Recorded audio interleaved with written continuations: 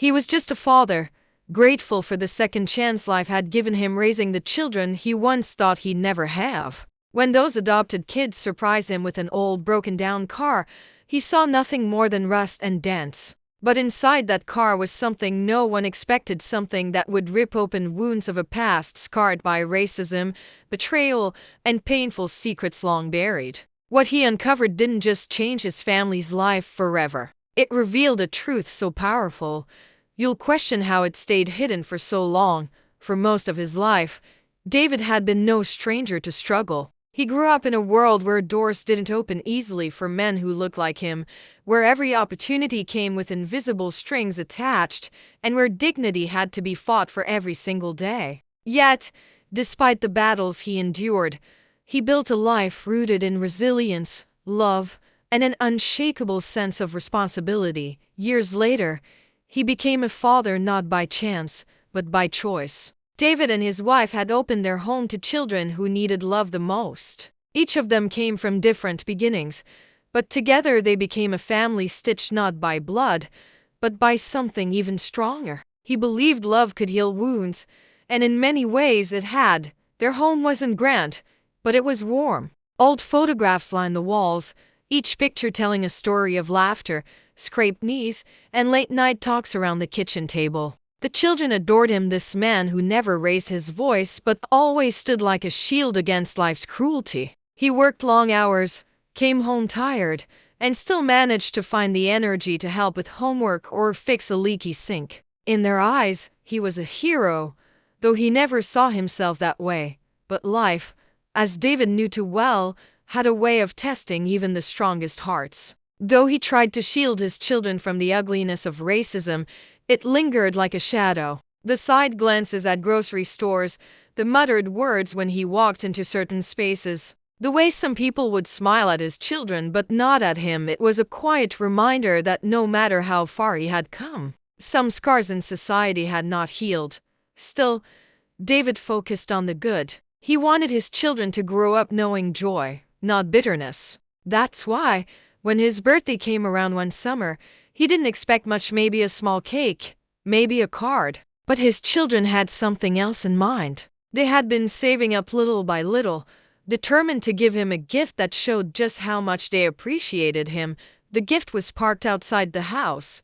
An old, beat-up car with chipped paint, worn seats, and a rattling engine that coughed like it was begging for mercy. To anyone else, it was nothing but scrap metal on wheels. But to his children, it was a treasure. They wanted their father to have something of his own, something that could carry the weight of memories yet to be made.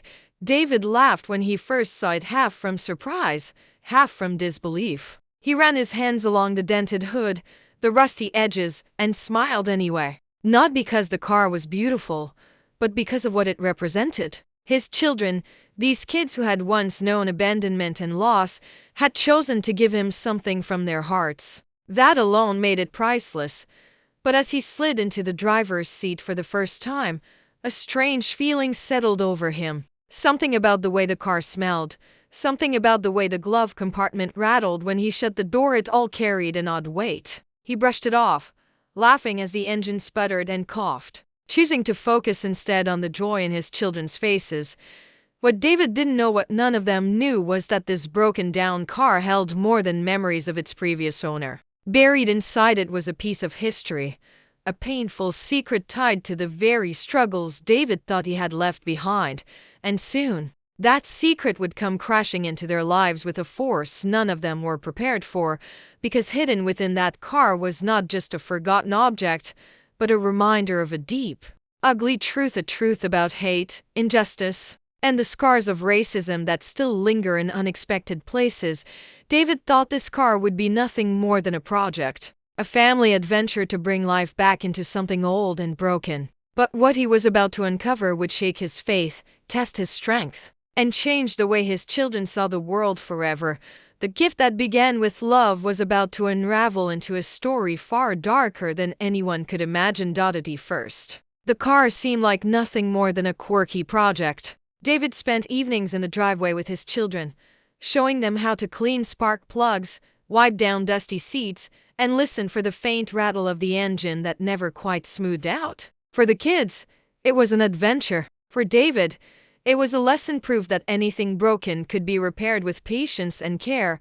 But one Saturday afternoon, while tightening a loose screw near the dashboard, David's hand brushed against something wedged deep inside the glove compartment. It wasn't the usual stack of old manuals or scraps of paper. No, this was something deliberately hidden. He tugged it free and felt his stomach tighten. It was a weathered leather notebook, its cover cracked and worn, pages yellowed with time. At first glance, it looked harmless. But when David opened it, his blood ran cold. Scrawled across the pages were racist slurs, violent plans, and hate-filled scribbles that reeked of venom. There were names, people marked with cruel descriptions, and addresses that seemed eerily familiar. And then he saw it, the logo of a hate group he knew all too well, one whose presence in his community had always been whispered about but rarely confronted. His heart pounded. This wasn't just a relic from the past, it was evidence of something dangerous, something still alive. David shut the notebook quickly, afraid his children might see the venom inside. But his silence couldn't erase what he had found. The days that followed grew heavier. At the grocery store, he noticed the stares lingered longer. At the gas station, a group of men in pickup trucks slowed as they passed, eyes narrowing as if they knew. Maybe it was paranoia, or maybe the car had carried more than just hidden secrets. Maybe it had carried connections to people who didn't want those secrets exposed. One evening, while walking back to his house, David found a note tucked under the car's windshield wiper. It was handwritten, blunt and chilling. Stay out of things that don't belong to you. No signature, no explanation. Just a threat. David's protective instincts surged. He thought of his children, of the life he had built trying to shield them from the worst parts of the world. But now, that darkness had parked itself right in his driveway. The more he tried to ignore it, the more the world seemed to push back. At work, a colleague muttered something under his breath about knowing his place. At a diner, he noticed conversations fall silent the moment he walked in, followed by the faint chuckle of men at the corner table. The hostility wasn't new to him, but the timing was too sharp to dismiss as coincidence. Late one night, after the kids had gone to bed, David returned to the notebook. He flipped through its pages with trembling hands, hoping to find answers but uncovering only more dread. There were maps marked with symbols, details of meetings, and one chilling entry that spoke of teaching the next generation to carry the torch of hate. This wasn't history, it was ongoing. His chest tightened with fear, but beneath that fear was a quiet rage. Rage that his children, who had already endured so much, were now tangled in a storm they never asked for. Rage that hate still found ways to pass itself down, as if it were something worth preserving. The breaking point came when one of his daughters noticed the same pickup trucks circling their block late at night. At first, she thought it was coincidence. But the third night, she saw a man roll down the window, spit on the pavement, and laugh before driving off. The children began asking questions. Why were people staring at them? Why did their father seem so tense? Why did he keep locking the doors twice at night? David tried to keep their world innocent, but the cracks were showing. The shadow of hate was slipping through the walls of their home. And then came the sound that made his blood run cold, tires screeching outside their house one evening, followed by the unmistakable smash of glass. A brick lay on the porch, shards of window scattered across the living room floor. Attached to it was another note, more direct this time. "We know who you are. Leave it alone or else." The children screamed. David pulled them close, his hands shaking as he scanned the dark street. Whoever had done it was already gone, but the message was clear. This wasn't just intimidation anymore. It was a declaration. The card that was meant to symbolize love, family, and second chances had instead become a beacon for danger. And David knew if he didn't confront this, the threats wouldn't stop. They would grow bolder, crueler, until one day, it wasn't just broken glass they were cleaning up. He looked at his children, terrified yet trusting, waiting for him to explain the unexplainable. He realized there was no way to keep them untouched by the truth anymore. The rising tide of hate had reached their doorstep. And David, who had spent his life believing that love could outlast prejudice, now faced the hardest question of all. Was love strong enough to protect his family from a storm fueled by generations of racism? Because the next move wasn't his alone to make. The notebook had already spoken. The threats had already arrived, and the true test was yet to come. The night the brick crashed through their window had shaken David's family to the core. But the true storm was still building. Days turned into weeks, and the threats escalated. Anonymous notes, hostile stares, the same pickup trucks idling down the block like predators circling their prey. The old car sat in the driveway like a curse, its rusted frame now a symbol of the danger tied to it. David knew he couldn't hide the truth any longer. His children deserved to know. One evening, he sat them down at the kitchen table, the worn leather notebook resting in front of him like a wound that refused to close. With trembling hands, he opened its pages, showing them the words of hate scrawled in ink that burned like acid. He explained what it meant. Why the people following them weren't just being cruel, they were part of something far darker.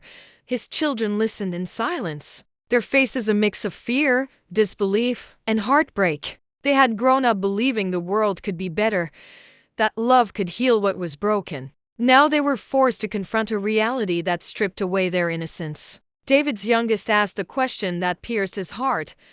Why do they hate us if they don't even know us? He had no answer, just the weight of history pressing down on his chest. Generations of pain repeating itself in their lives.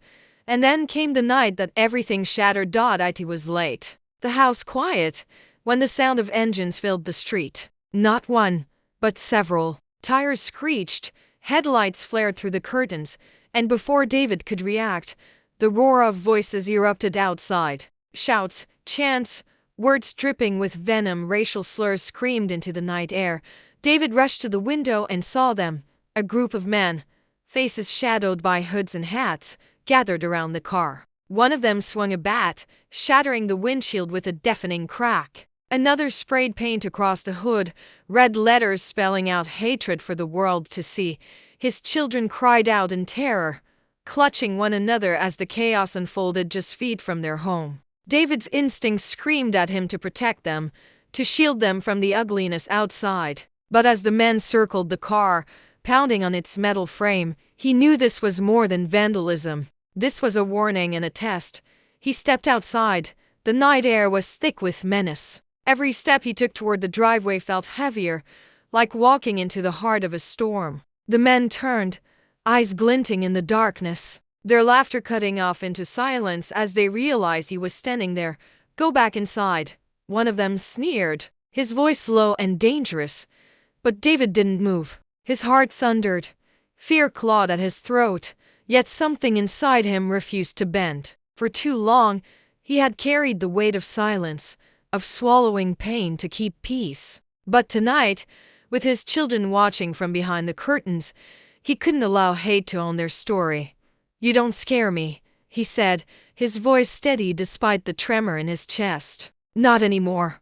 For a moment, the world stood still. The men stared at him, shocked by his defiance. Then, like fire igniting, the rage erupted. One lunged forward, shoving him back against the hood of the car. Another raised the bat, its shadow stretching like a weapon of history itself. David braced for the blow, but before it came, a sound tore through the night. Sirens. Flashing red and blue lights swept across the street as police cars rounded the corner. The mob scattered instantly, sprinting into the darkness, their engines roaring as they fled the scene. David collapsed to his knees beside the car, his chest heaving. His children burst from the house, crying as they wrapped their arms around him. They were safe, but the damage was undeniable. The car was destroyed, the windows shattered, the words of hate glaring in red across the hood. The officers took statements, asked questions. But David could see it in their eyes. This wasn't just another act of vandalism. It was a reminder that hate still lived, breathing in the shadows, waiting for any chance to strike. As the crowd dispersed and silence returned to the street, David stood in front of what remained of the car. His reflection stared back at him in the shattered glass, a man who had spent his life trying to protect his children from the cruelty of racism, only to find it crashing into their world in the most violent way.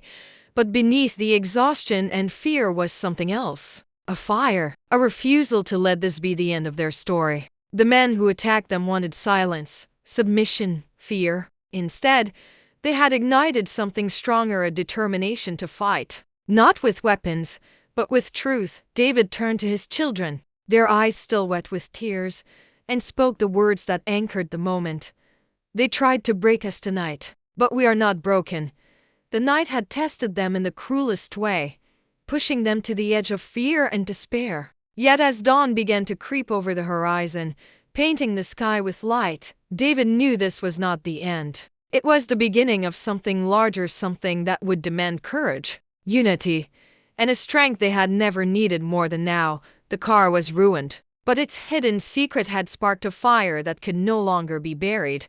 And as David looked out into the quiet street, he couldn't shake the question that now lingered in his heart. What would they do when hate came back, stronger than before? When the dust finally settled, the broken glass was swept from the living room floor, the hateful words scrubbed from the hood of the car, and the police reports filed away. But the scars left behind could not be erased so easily. For David and his children, the night of the attack was more than just vandalism. It was an awakening. It was a brutal reminder that no matter how far they tried to run from history, racism had a way of chasing them down. In the days that followed, neighbors began to notice the damage. Some offered quiet sympathy, a nod on the street, a plate of food left at the door. Others pretended nothing had happened, too uncomfortable to acknowledge the ugliness that had played out in their own neighborhood. The silence was almost as heavy as the hate. David, however, refused to let silence define this moment. With his children at his side, he made a choice. They would not hide. They would not shrink back into the shadows of fear. Instead, they would speak.